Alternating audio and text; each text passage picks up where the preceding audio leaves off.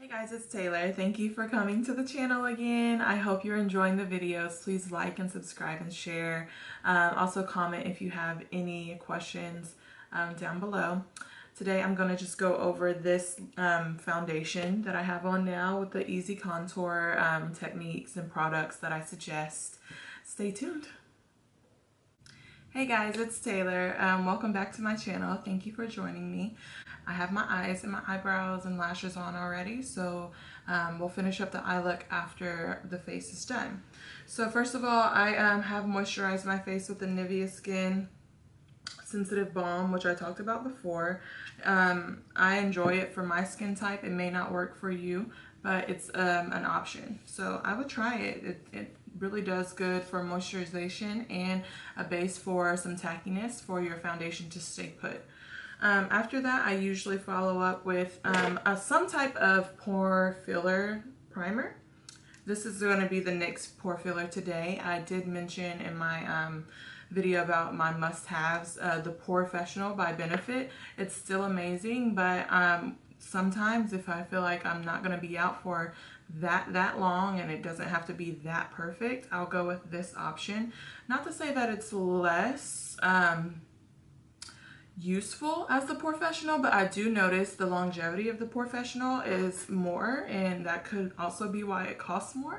So sometimes you do get what you pay for, but this NYX pore filler is great for everyday use, everyday to work, everyday to like just dinner or an event.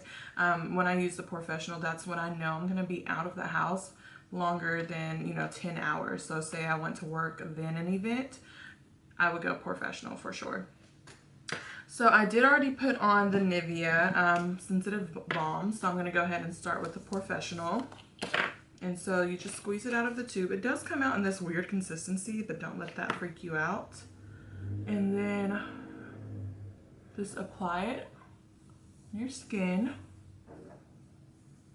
I love the feeling all the primers give you like this. It is a matte finish. So if you want something extra dewy, I think you could still add that dewy factor back after you use this. With the right products you could for sure, but it isn't going to come off immediately as dewy. It's going to actually fill those pores with a matte type velvet finish. So as you can see, I apply that everywhere.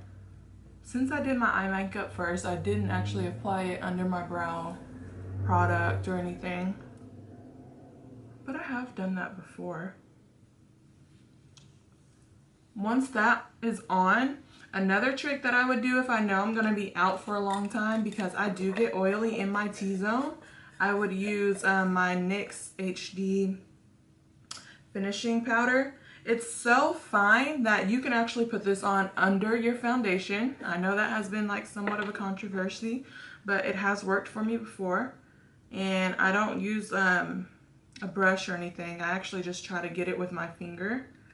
Just a very light layer, and rub it in to where I actually get oily. So for me, that's my nose, my T-zone.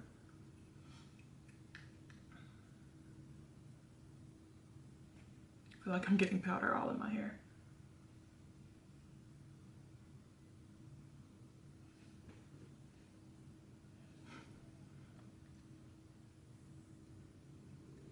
How was you all's Thanksgiving?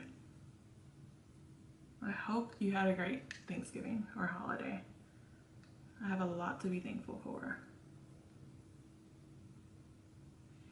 All right, and so once I have that, I usually jump right into my contour. And so that is going to be with my LA Girl Concealer in Dark Cocoa. Now you could like put this on your hand and use a brush, but for me, especially when I'm in a hurry, I just go ahead and pop it right on. It looks like I didn't rub that in. So you want to follow your jawline, and if you can't see that, if you have puffy cheeks like me, all you have to do is like sort of suck in your cheeks and wherever the crease is. I usually go a little bit higher than that to give me a higher feature, but if you want to do your true jawline, that would also show you where the crease is. I am not rubbing in or blending in all of my stuff good today. I also contour my nose. This looks really thick now, but you're gonna go and refine it, don't worry. And I also do my jawline.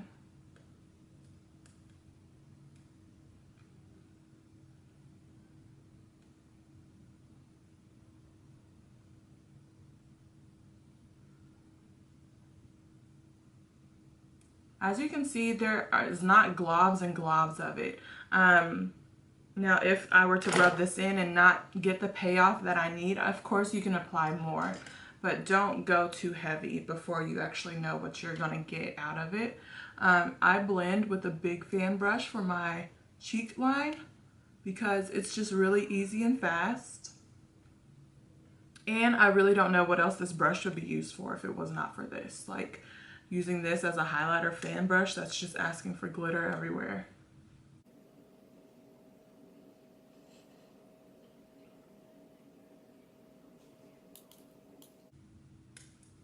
My hoops are getting in the way. We all know the saying, the bigger the hoop, the bigger the hoe. Not in this case, okay? I really just like them. I always have.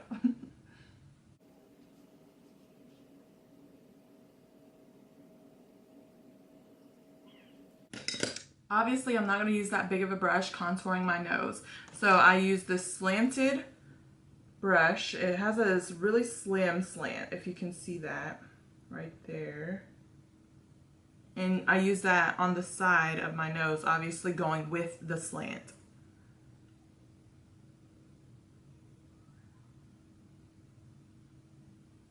So this is what it looks like blended out. As you can see, it looks way darker unblended. So the more you blend, the lighter it'll appear, the easier and more natural it will look.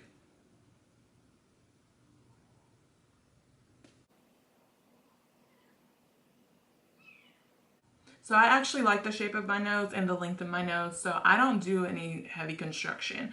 But you can look up tips if you don't like, you know, a certain curve of your nose, or you want it to appear shorter if it's too long. You can alter all of that with the type of contour you do. Really just play with it, look it up, because honestly, I like I said, I don't do a lot, so I won't be the one to suggest something like that, but just know the power of contour is amazing. And so if that's something you feel like you want for your appearance, go for it. So now that I have it blended out and I'm actually happy with the payoff, it is big and blurred, as you can see. It's not going to stay that way. So we are going to use I just used my foundation to clean it up. And today I'm using the MAC Studio Fix in NC50. I apply with a flat top kabuki brush and I dab it where I want it.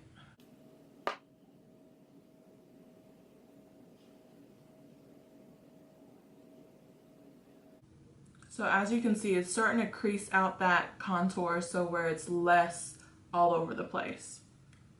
Also, if you go down to your neck, you also have to go down with the foundation on your neck. So it's not just a contour down there and nothing else. Now, the kabuki brush I used, and that's just this, I used to get the foundation on.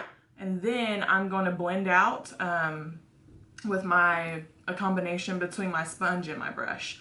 But before I do that, I'm going to go around my mouth area. Women of color often get darker creases around the opening of our eyes. So you see a lot of women with dark circles, and also around the mouth area where our opening creases, it can get a little dark as well. So I'm going to use a little color corrector. I usually do this, you can cover it with foundation for the most part, but if I know I want a bold lip, which is going to draw attention to my mouth, I will often do just a slight color correction. For me, that color is going to be with the coral, and then I'm using Anastasia's Creme contour palette. I believe this is in medium, and just a sponge. And as you can see, it's not literally coral. You don't want that much, just a slight balancing. Then I'll go over it again with foundation. It may not seem like that makes such a big difference, but it does. So now that I have all the foundation in the places that I want, I'm going to sweep it through. It's sort of hard when your hair is already done, but I always do my hair first. Like, it's just my routine, and I don't know why I set myself up like that, but I do.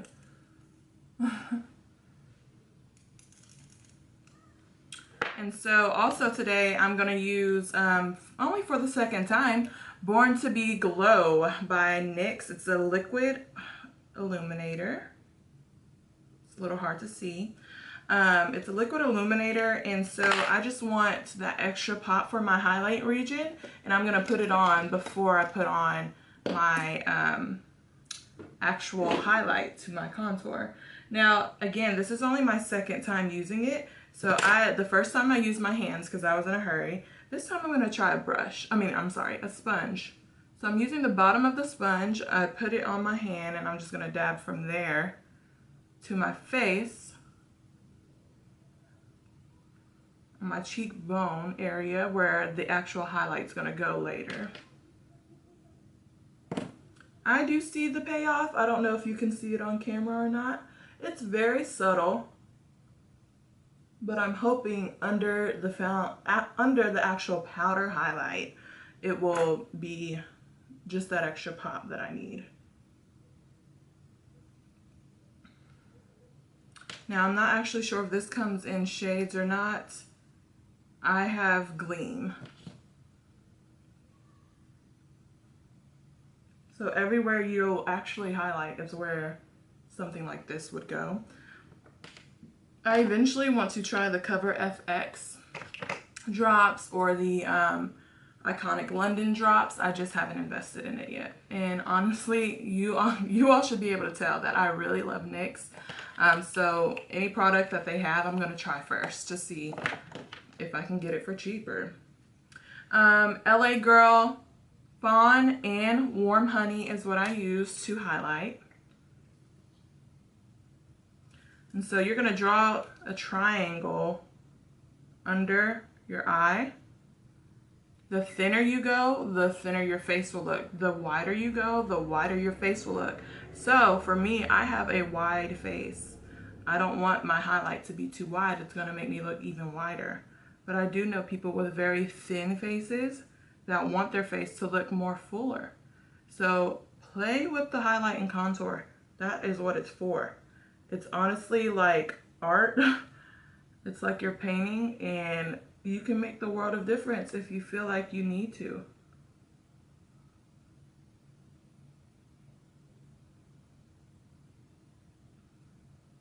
I love this part. I always call it my tribal makeup.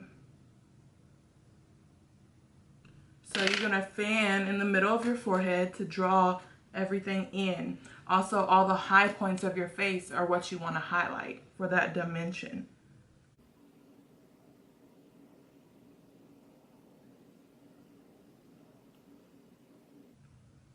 My chin is not very prominent, so I highlight my chin very quickly. It's to highlight the high points of your face, to contour the deepest parts of your face. That's the point. So once I have it on, then I can I usually switch up on this. I use a small kabuki brush or a beauty blender. The kabuki brush is what I use to sort of set it in.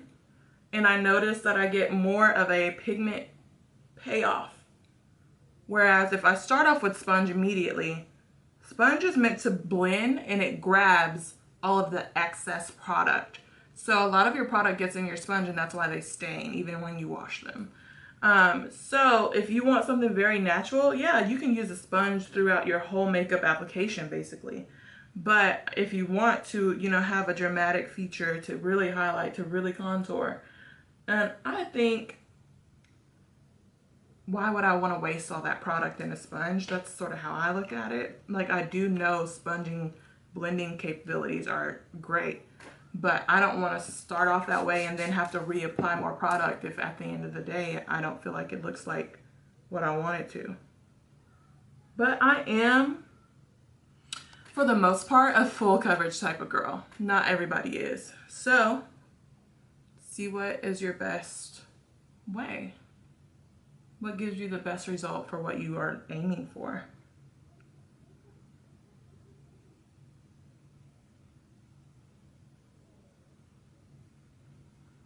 And as you see, again, I left this part of my face because it is smaller. I don't want to go in there with a big brush or big sponge and mess everything up. So it looks like my dark contour has gone away. Just reuse that brush to reiterate the darker contour. You're not going to leave it as a hard line, of course, but you want to make sure it's there first before you start the blend out process.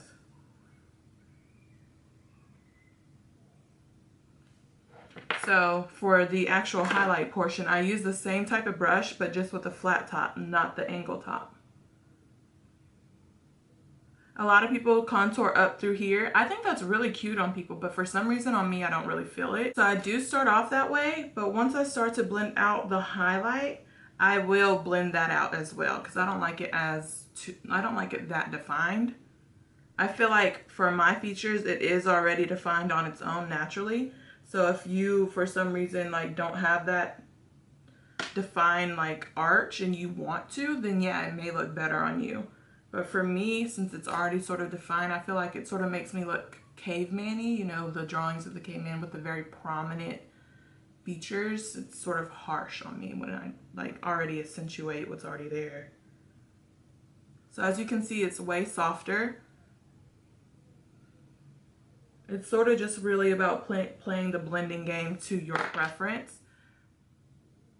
I know people, you know, prefer more dramatic. Some people might think this is too dramatic. It's really up to you, in my opinion.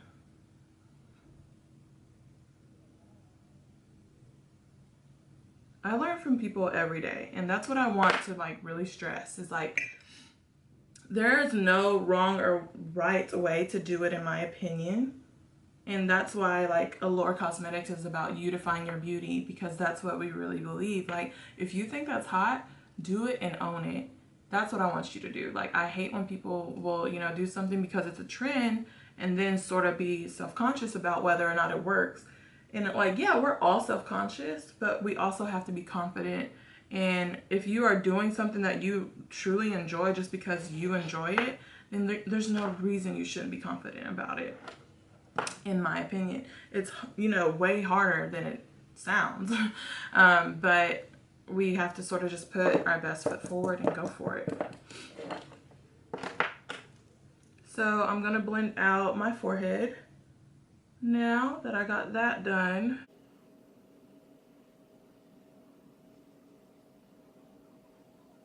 So once things are blended out, now I'm gonna bake, and I can continue blending and doing other things while I'm baking. So baking, if you can, you want it to be on for like 3 to 5 minutes. So right now I am using, I'm using AirSpun. I ran out of my Laura Mercier, which is my favorite and translucent, and I heard about AirSpun. Now AirSpun is not Laura Mercier in my opinion, but it's also really good, because Laura Mercier is $38, I believe, and AirSpun is $6 to $8. So, you know, it's $30 cheaper. And for that price, I have to say it works. I do put more finishing setting spray when I'm done when I wear this versus Laura.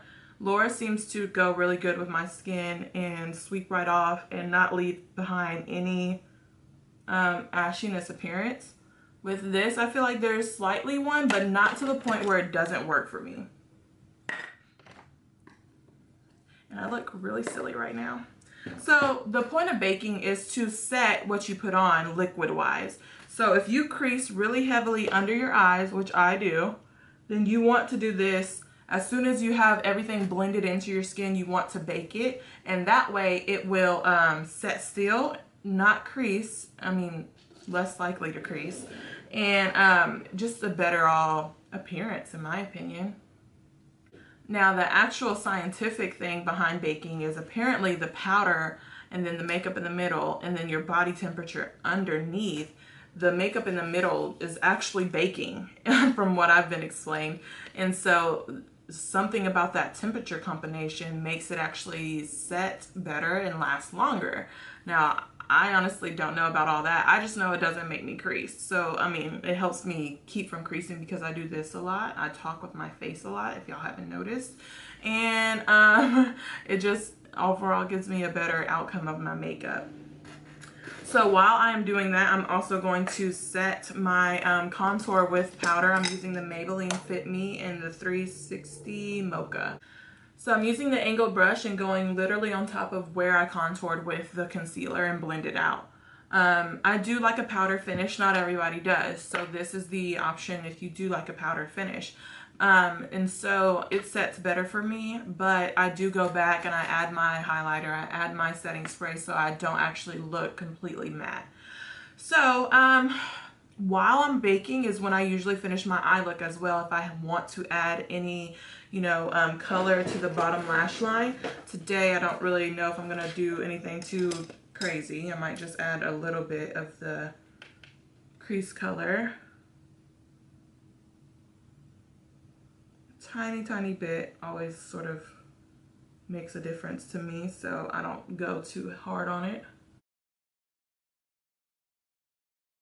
I like to do that while I'm baking just in case there's any fallout.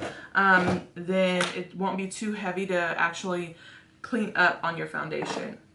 Then I'm going to take my liquid liner and I'm going to do my little lash line trick to make it look like I have more bottom lashes. Making little dots before you put on your mascara on your bottom lashes.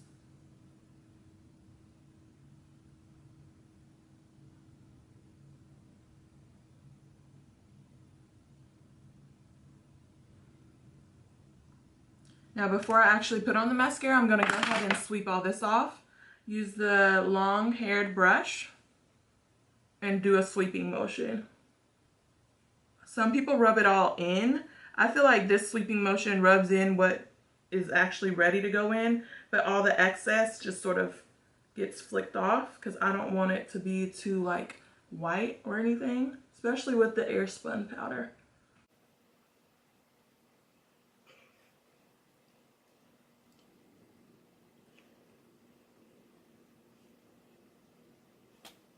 Now, like I said, AirSpun does indeed get everything set, but it does leave a little ashiness to me, especially more than the Laura Mercier.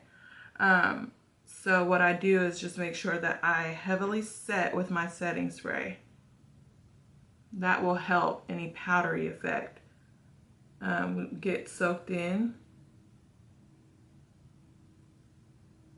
I'm going to put my first layer of mascara on first though.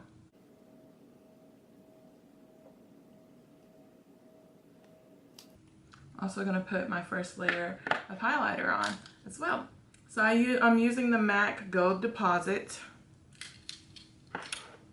with a small fan brush. And going on the top of my cheekbone, point of my nose, my cupid's bow, and my chin.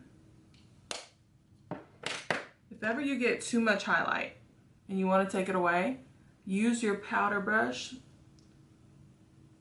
not your contour powder brush, but just a general one, and sort of like rub it in or flick it off, and that will help.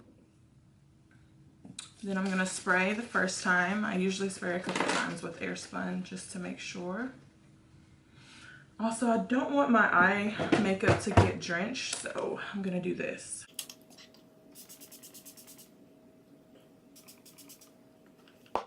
If you ever spray too much and you get these little dots here, I use like a little, you know, like the little powder sponges they give you when you buy powder, and I sort of press it into the skin. That also helps that powdery effect that I was trying to get rid of go away. So while I let that set a little bit, let's go ahead and take care of our lips. All right, let's do a second layer of spray.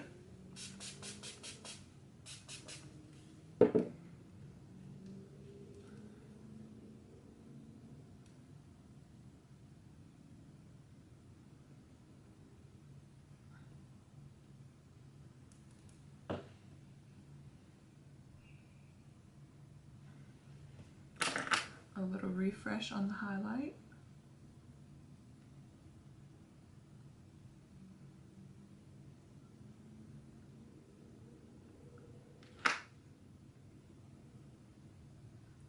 And one more coat of mascara.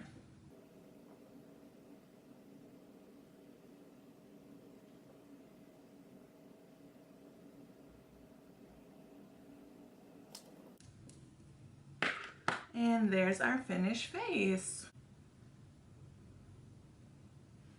So I hope that you enjoyed watching. I hope you found some products and some techniques that you actually are, digging. And if you have any questions, please let me know down below.